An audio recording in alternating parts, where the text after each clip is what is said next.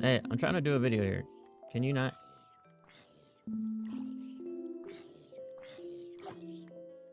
Thank you.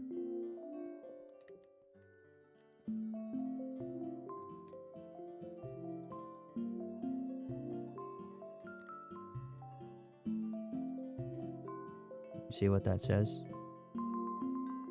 The Bungalow Treehouse. Build 1. We first started this forever world, not really knowing where we wanted to go, what we even wanted to do.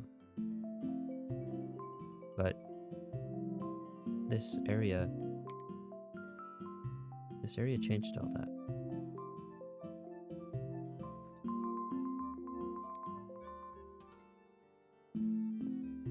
This is the Bungalow Treehouse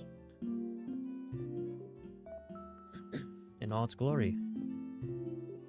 We started off in an area where we didn't really know how we were gonna end up trying to break through with this and create a cool looking treehouse that felt unique and not like a typical thing that you would find on YouTube somewhere. I didn't want to do any of that. I wanted to build something creatively out of my own mind that was uniquely mine.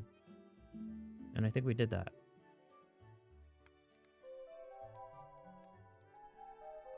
This whole garden area, I think, is one of my favorite leading up to the treehouse. It's so beautiful during the day and during the night with all of the firefly bushes and with just all the different colored flowers. And honestly, the lights from the nether really kind of bring it together. And the different heights of the trees. Yeah, it just looks really, really, really well done. So I'm pretty proud of myself for that. Let's go up into the treehouse.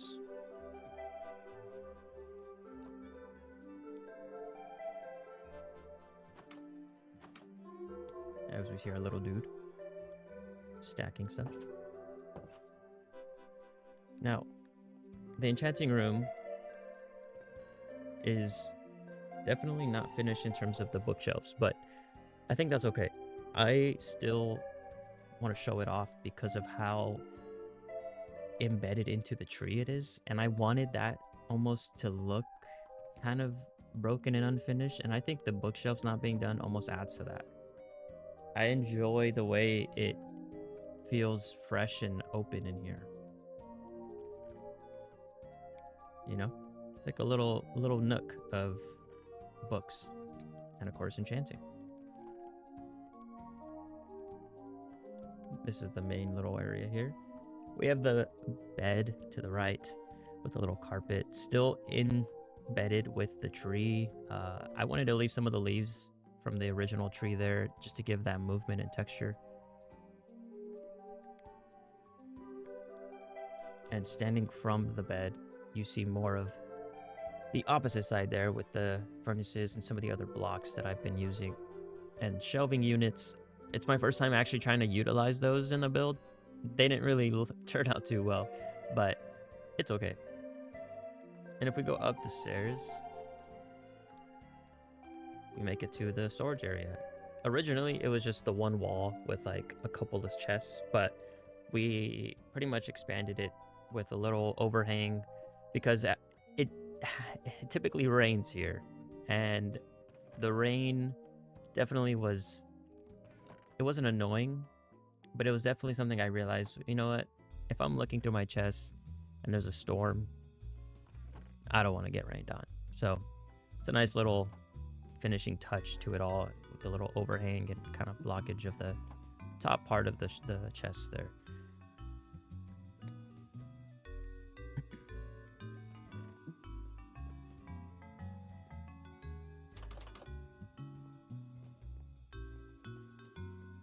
Now, if we make our way all the way down to this back corner, it's like another little grotto area, which kind of is an extension of this first one,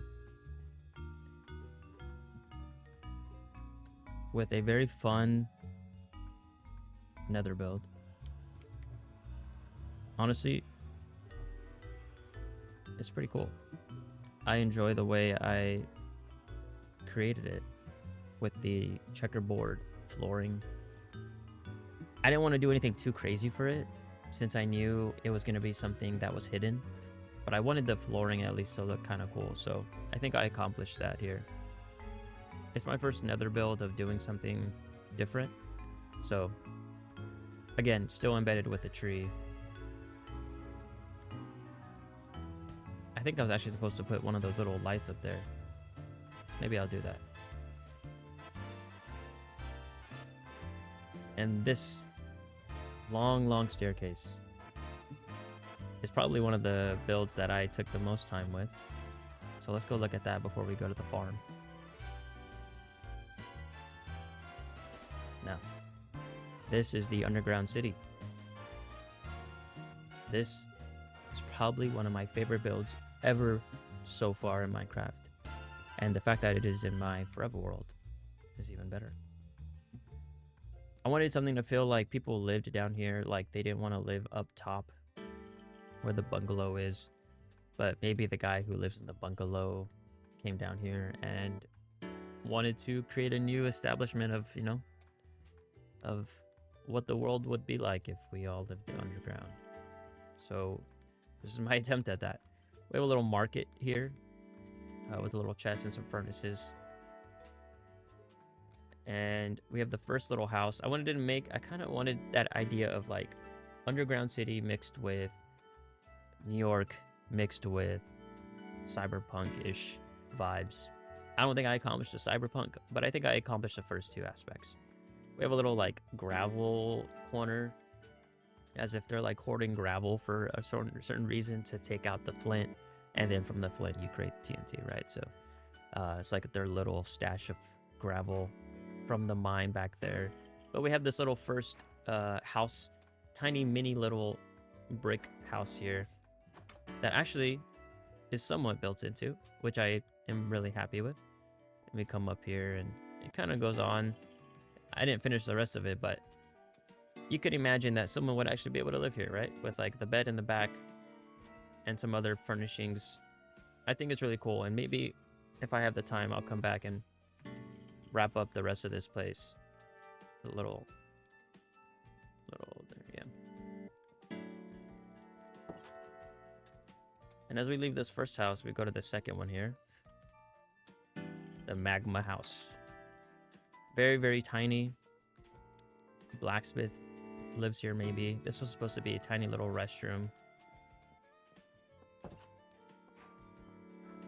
And obviously we need a hospital and clinic. For anyone who goes to the mines, they're going to need a lot of support. So I wanted to build a cool little hospital build, and I think it actually turned out pretty well. It's simple, but effective. The hospital was not finished on the inside, so I'm not even going to bother showing that to you. Now this lapis lazuli build is unique for sure. I couldn't even tell you what it was for, but I knew I wanted to have some sort of blue building in this area, and this is what I came up with. It's very basic, very boring. Nothing's even really finished in there, but I wanted to just add some variety to it all. Now we come to the main little portion here. We have the mine billboard that leads into the big mine down there. And this is the big one, you know? Like this is kind of what leads your eye from the beginning. As you kind of make your way closer, you see the big M in gold. You know you're about to go mining, you know? And we have another little build back there that was started for another little house. But this is the mine city. I can't tell you how proud I am of attempting and accomplishing, you know, something close to what I imagined it. And I don't know, I'm just super proud of it. Now let's make our way to the other side of the river And as I show you the rest of this year, this is a good view of not only the garden and farm, but just of what's on the other side of the bungalow here. So when we step back out,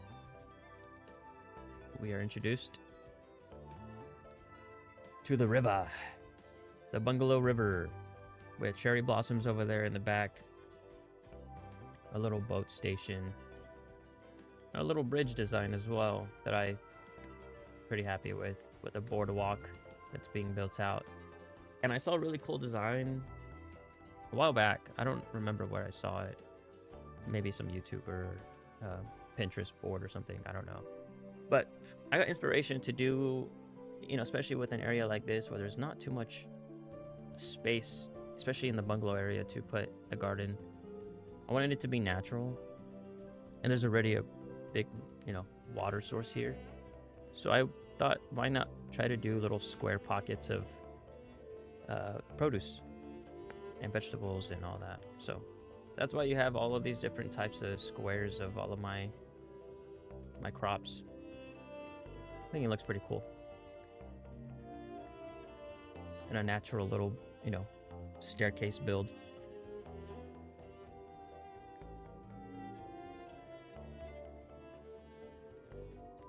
Now this is the stables. The last one was never filled because we never found horses, but we have our cows and our pigs. Oh man, I love this little area. It feels so cozy and warm, especially with the campfire and the tree with the walkway. I mean, it's so lit up and bright. It's just a really nice build, especially with the textures. I think something that I appreciate that I was able to add to my own flavor, I guess, to it was that, the little back portion with the fencing and the gates, it adds some movement to the back there that otherwise wouldn't be there if it was just plain grass. And then we have the last little bit here, which is a unfinished bridge. But I wanted something to be jungly, and I don't know. Kind of looks cool with the bamboo, but I was trying to do a man-made river, and it was my first attempt at it. Yeah, it didn't really go too well.